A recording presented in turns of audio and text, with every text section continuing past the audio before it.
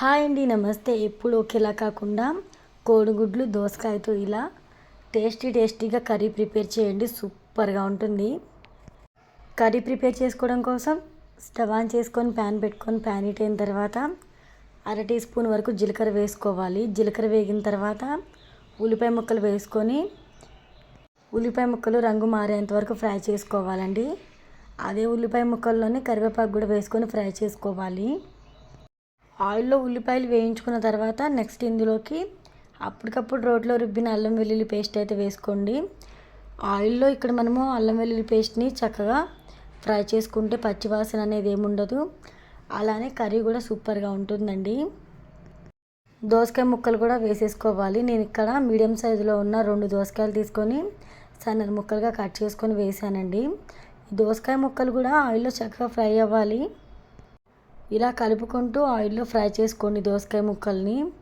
దోసకాయ ముక్కలు చక్కగా వేగిన తర్వాత మూత పెట్టి మంటని లో ఫ్లేమ్లో అడ్జస్ట్ చేసుకొని ఒక 10 నిమిషాల వరకు దోసకాయ ముక్కల్ని అయితే ఉడకనివ్వాలండి. ఆ తర్వాత మూత తీసి ఒక్కసారి చెక్ చేస్తే దోసకాయ ముక్కలు ఈ విధంగా అయితే ఉడికిపోతాయండి. ఇలా దోసకాయ ముక్కలు ఉడికిన తర్వాత నెక్స్ట్ ఇందులోకి పసుపు అయితే వేసుకోవాలండి. ఒక 1/2 టేబుల్ స్పూన్ వరకు అయితే పసుపు అయితే వేసుకొని పసుపు వేసిన తర్వాత కూడా ఈ విధంగా కలుపుకుంటూ ఫ్రై అవనివ్వాలి. మనం వేసుకున్న పసుపు అంతా కూడా దోసకాయ ముక్కలకి పట్టేలాగా ఈ విధంగా కలుపుకుంటూ ఫ్రై చేసుకోవాలండి. ఇలా ఫ్రై చేసుకున్న తర్వాత నెక్స్ట్ ఇందులోకి కారం అయితే వేసుకోవాలి. కారం ఒక 2 టేబుల్ స్పూన్లు సరిపోతుంది.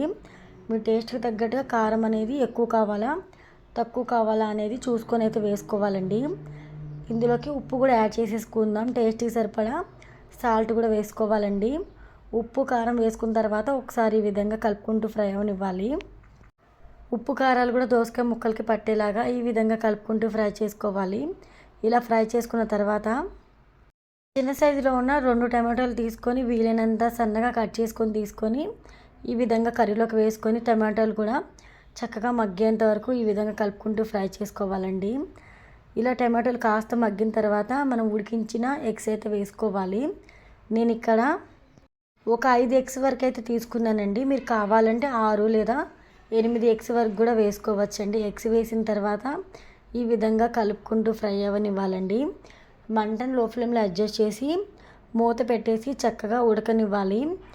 కాస్త ఫ్రై అయిన తర్వాత మనం ఒకసారి గ్రేవీకి సరిపడా వాటర్ అనేది యాడ్ చేసుకోవాలండి.